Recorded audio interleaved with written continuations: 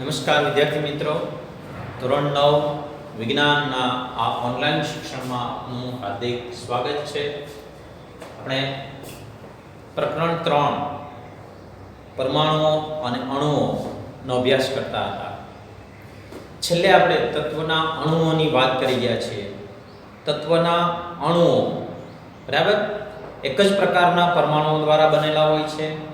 એવા આપણે ઘણા ઉદાહરણ જોઈ ગયા હતા, જેમ કે આર્ગોન, હિલિયમ, નિયોન, આવા ઘણા બધા ના ઉદાહરણો જોઈ ગયા હતા. અને એક જ પ્રકારના પરમાણુઓ દ્વારા આ તૈયાર થાય છે. અધાતુ તત્વના પરમાણુમાં આવું ખાસ કરીને બનતું નથી. જેમ કે ઓક્સિજનના બે પરમાણુઓ ભેગા થાય અને O2 બનાવે છે, જેને આપણે ઓક્સિજન કહીએ છીએ. જો ઓક્સિજનના 3 પરમાણુ ભેગા થાય O3, તો આપણે એને ઓઝોન કહીએ છીએ. બરાબર છે? તો આવા બંધારણમાં પરમાણુની સંખ્યા જે છે એને પરમાણુીયતા કહેવામાં આવે છે, એટોમિસિટી. બરાબર? પરમાણુની અણુની પરમાણુીયતા કહેવામાં આવે છે. હવે ધાતુ અને કાર્બન જેવા કેટલાક અન્ય તત્વો એવા છે કે એનું સરળ બંધારણ નથી, એટલે કે વધુ મોટી અને અનિશ્ચિત પરમાણુઓમાં એકબીજા સાથે જોડાયેલા હોય છે. આવા કેટલાક ઉદાહરણોની પણ આપણે ચર્ચા કરી ગયા હતા. કોષ્ટક 3.3 આપણી ટેક્સ્ટ બુક છે એની અંદર આપેલું છે કે તત્વોના નામ અને એની પરમાણુીયતા જે આપણે યાદ રાખશું કે એના પરથી આપણને પ્રશ્ન પૂછાઈ શકે. એક પરમાણુઈ છે, દ્વિપરમાણુઈ છે કે ત્રિપરમાણુઈ, એના કેટલાક ઉદાહરણોની ચર્ચા કરીએ તો જેમ કે ઓક્સિજન, હિલિયમ, આર્ગોન એક પરમાણુય છે, કારણ કે એક જ પરમાણુ આવેલો છે. એમાં ઓક્સિજન છે તો એમાં બે પરમાણુ ઓક્સિજનના એક સાથે છે, એટલે આપણે એને દ્વિપરમાણુઈ કહીશું. હાઇડ્રોજન પણ દ્વિપરમાણુઈ છે. હાઇડ્રોજન કે જે H2 કહેવાય છે, નાઇટ્રોજન કે જે N2 સ્વરૂપે મળી આવે છે આપણને, એટલે એ પણ દ્વિપરમાણુઈ કહેશું આપણે એને. હાઇડ્રોજન, નાઇટ્રોજન, ક્લોરીન, ક્લોરીન એટલે Cl2, કારણ કે એકલો ક્લોરીન Cl છે અસ્તિત્વ ધરાવતો નથી, એકલો H છે એ અસ્તિત્વ ધરાવતો નથી, એકલો O છે એ અસ્તિત્વ ધરાવતો નથી, એકલો N છે એ મળતો નથી. એ બધા બે પરમાણુ સ્વરૂપે જ મળે છે. એ જ રીતે ફોસ્ફરસની વાત કરીએ, બરાબર? ફોસ્ફરસ જેની સંજ્ઞા છે P, તો P4 સ્વરૂપે હોય. P4 સ્વરૂપે છે એટલે એ કેવો કહેવાય છે? ચતુપરમાણુ. બરાબર? કે 4 પરમાણુ એક સાથે છે એટલે ચતુપરમાણુ અથવા તો ચતુષ્પરમાણુય કહેવામાં આવે છે. તો એવું જ એક ઉદાહરણ છે સલ્ફર. સલ્ફર ની સંજ્ઞા છે S. સલ્ફરના 8 પરમાણુ એક સાથે જોડાયેલા હોય છે. કેટલા પરમાણુ? 8 પરમાણુ. હવે એક જ પરમાણુ હોય તો એક પરમાણુય, બે પરમાણુ હોય તો એની પરમાણુીયતા 2 છે, એટલે કે દ્વિપરમાણુય કહેવાય અણુને. 3 પરમાણુ એક સાથે હોય તો ત્રિપરમાણુય કહેવાય. 4 પરમાણુ એક સાથે હોય તો ચતુપરમાણુય, અને એનાથી વધારે હોય તો એને બહુપરમાણુય. અહીંયા શબ્દ આવે છે બહુ. બહુનો અર્થ ઘણા, વધારે થશે. બરાબર? એટલે સલ્ફર છે એ કેવો થયો? બહુપરમાણુય. તો બહુપરમાણુ એમાં જોડાયેલા છે એટલે બહુપરમાણુય છે. ધાતુમાં પણ આવા ઉદાહરણ લઈ શકીએ આપણે. સોડિયમ, લોખંડ, એલ્યુમિનિયમ, કોપર, આ બધા છે એક પરમાણુય અણુઓ કહેવાય, કારણ કે એમાં સોડિયમનો એક જ પરમાણુ છે. બે પરમાણુ એક સાથે જોડાય અને અણુ બનતા નથી, પણ સોડિયમના જ ઘણા બધા પરમાણુઓ ભેગા થાય અને આખું સોડિયમ દ્રવ્ય બનતું હોય છે.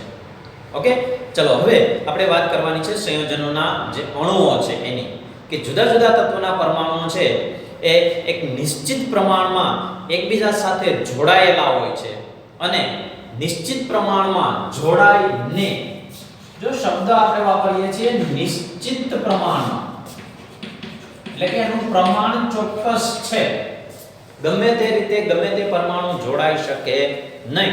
ચોક્કસ નિયત પ્રમાણમાં જોડાય અને એક અણુનું નિર્માણ થતું હોય છે. આવા કેટલાક ઉદાહરણ જોઈએ આપણે. જેમ કે પાણીની વાત કરીએ તો પાણી આપણે એનું સૂત્ર જાણીએ છીએ. શું છે? H2O. આપણે જે પાણી વાપરીએ છીએ એ પાણી છે H2O. તો અહીંયા ચોક્કસ પ્રમાણ છે કે પાણી એટલે H2O.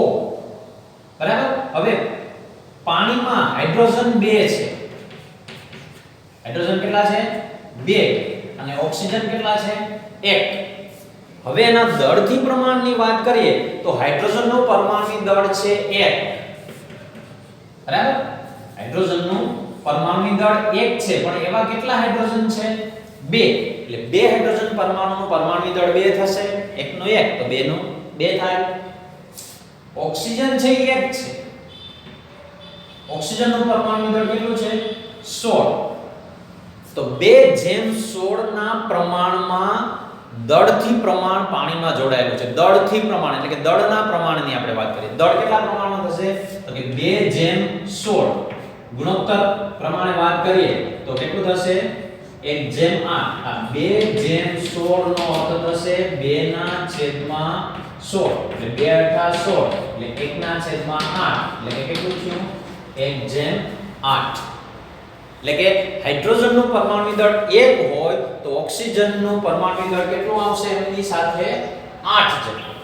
આ રીતે આ બાબત આપણે સમજીએ. એ જ રીતે એમોનિયાની વાત કરીએ.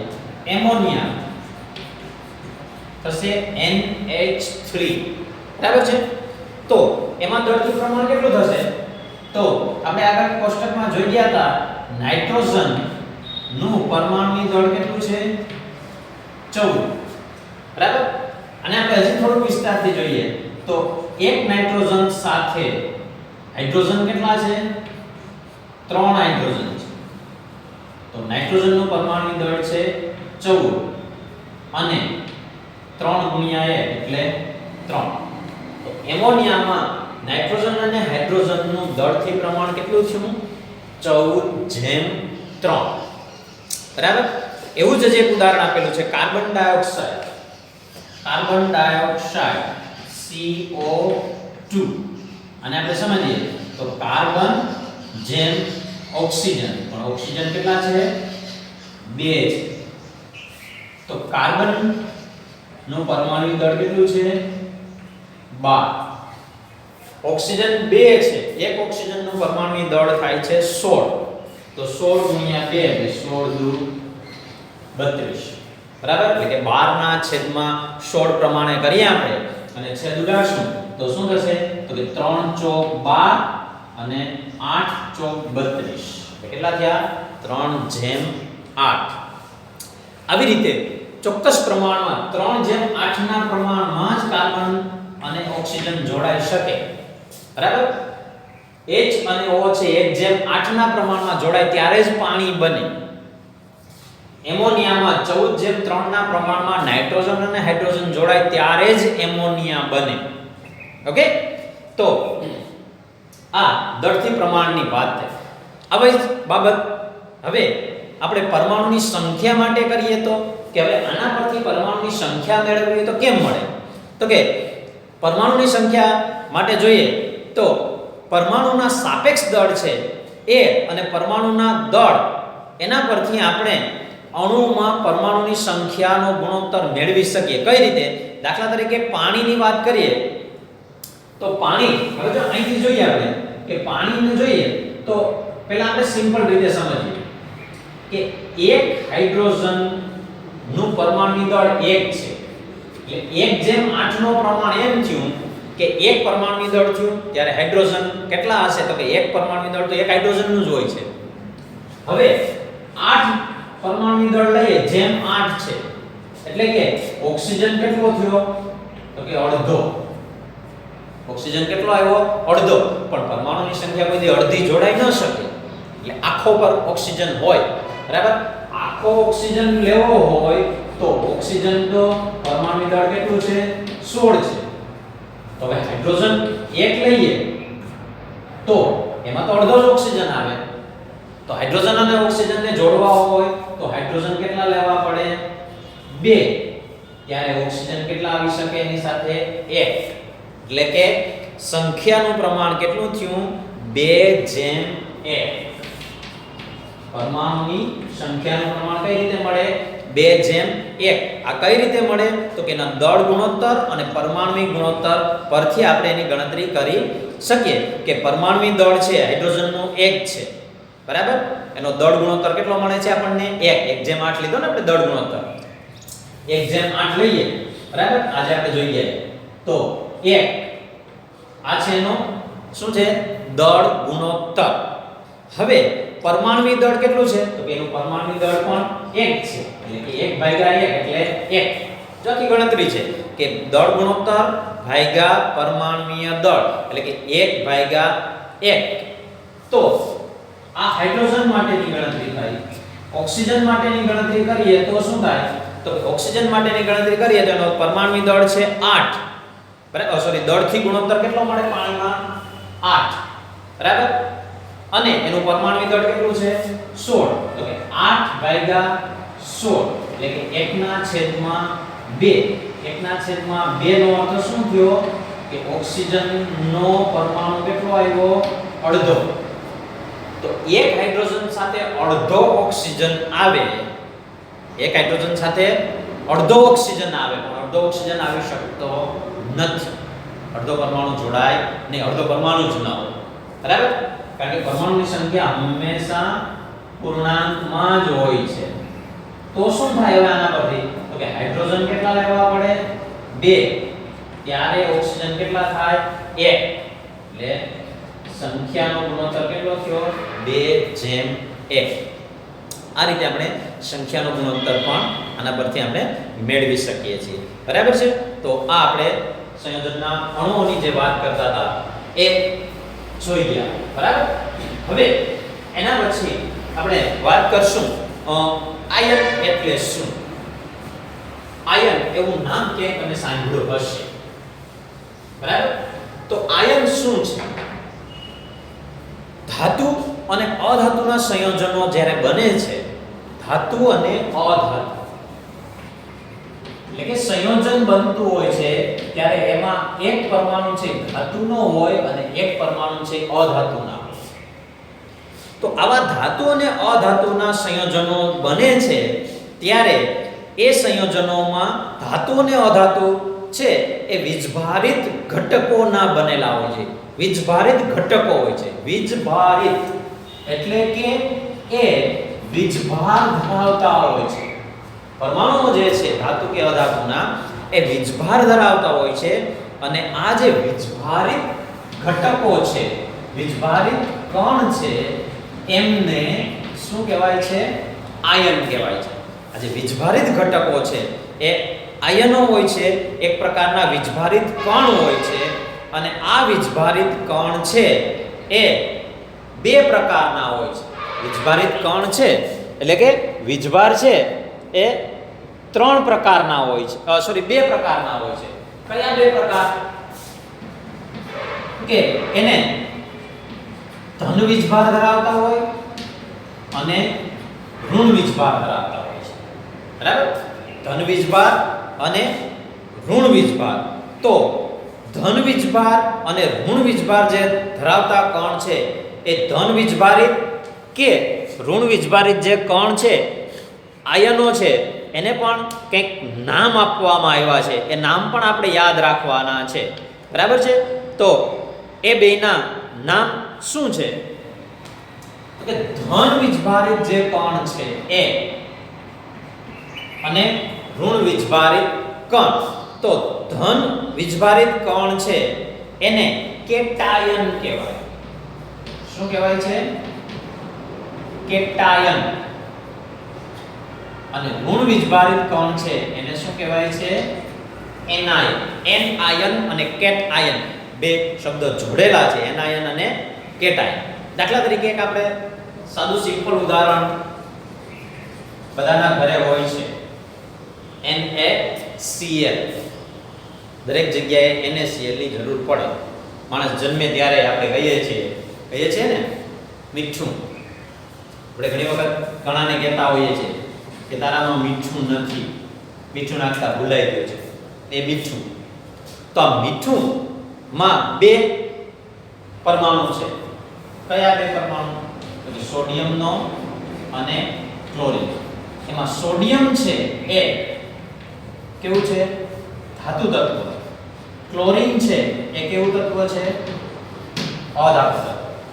હવે આમાં સોડિયમ છે અને ક્લોરીન છે એ બે આયન સ્વરૂપે હશે. કયા બે આયન હશે? તો કે એક ધન આયન એટલે કે કેટાયન હશે અને એક ઋણ આયન એટલે કે એન આયન હશે. તો આમાં ધન આયન કયો અને ઋણ આયન કયો? કે ધાતુઓ હંમેશા છે એ કેટાયન સ્વરૂપે હોય અને અધાતુ હંમેશા એનાયન સ્વરૂપે હોય. એટલે કે ધાતુઓ છે ધન આયન ધન વીજભારિત હોય છે અને અધાતુઓ છે એ ઋણ વીજભારિત હોય છે. તો ધાતુઓમાં સોડિયમ છે એ કેટાયન છે એટલે કે Na+ અને ક્લોરીન છે એ Cl- અને આ રીતે નિશાની કરવામાં સોડિયમ Na ઉપર આવી પ્લસની નાની નિશાની, જેમ આપણે સંખ્યા ઉપર ઘાત લખીએ છીએ એ રીતે અહીંયા ઘાતની જેમ ઉપર પ્લસની નિશાની એટલે કયો આયન થયો? ધન આયન. માઈનસની નિશાની જેમ કે ક્લોરીન છે તો Cl-. બરાબર? તો આવા વીજભારિત આયનો છે કે જે પરમાણુઓ છે ચોક્કસ વીજભાર ધરાવતા પરમાણુઓ છે અને આનો એક આખો ચોક્કસ સમૂહ બને છે અને આવા ચોક્કસ પરમાણુઓના સમૂહ છે એ બહુપરમાણુઈ આયન બનાવતા હોય છે. એટલે કે ઘણા બધા પરમાણુઓ આવા વીજભારિત કણ છે એ જોડાય, આકર્ષાય અને અણુનું નિર્માણ કરે છે. આવા આયનીય સંયોજનો કહેવાય છે અને આયનીય સંયોજનો વિશેની વધુ ચર્ચા આપણે નેક્સ્ટ આગળ કરશું, આગળના પ્રકરણમાં એનો અભ્યાસ કરશું. આવા કેટલાક આયનીય સંયોજનોના આપણને આપણી ટેક્સ્ટ બુકમાં ઉદાહરણ પણ આપ્યા છે, જેમ કે કેલ્શિયમ ઓક્સાઇડ. Calcium oxide. હવે કેલ્શિયમ ઓક્સાઇડ એટલે કે CaO. કેલ્શિયમ ઓક્સાઇડ માં જોડાયેલા બે તત્વો છે. કયા બે તત્વો?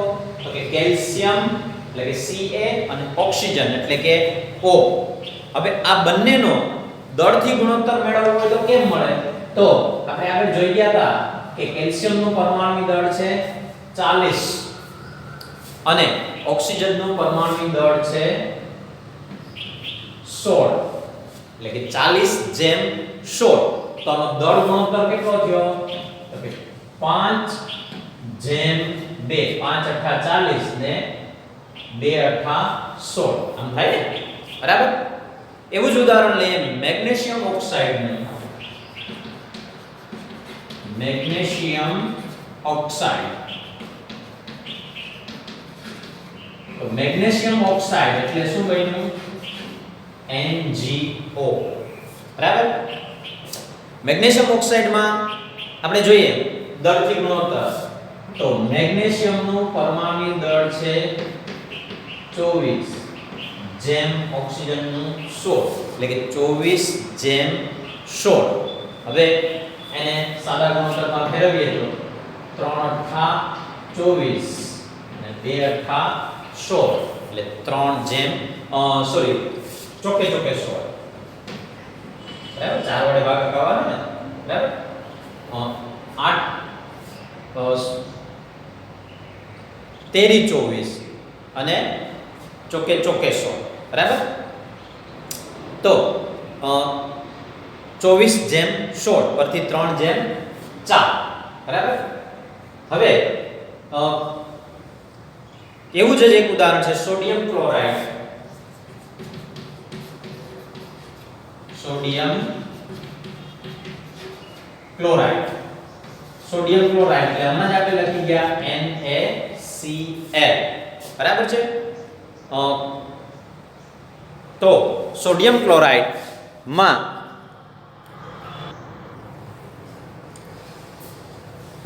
અહીંયા 3:2 2 થશે, 4 નહીં, બરાબર? 8 તેરી 24 અને 8 દુ 16 એ રીતે. NaCl માં જુઓ તો NaCl માં કેમ થશે? NaCl નું પરમાણુ દળ આપણે આગળ જોઈ ગયા હતા. કેટલું થશે? NaCl માં Na નું 23 અને ક્લોરીન નું છે 35.5. આમાંની જેમ સાદો ગુણોત્તર બનશે નહીં, છેદ કોઈ ઉડતા નથી, એટલે આપણે એને એ રીતે કરશું, બરાબર છે? તો આ વાત થઈ આપણે આયની સંયોજનોમાં દળથી ગુણોત્તરની. ત્યારબાદ આપણે વાત કરવાની છે રાસાયણિક સૂત્રો કઈ રીતે લખવા, બરાબર છે? રાસાયણિક સૂત્રો લખવા માટે કેટલીક બાબતોની ચર્ચા છે, હવે આપણે પછીના લેક્ચરમાં કરશું. ઓકે, ધન્યવાદ.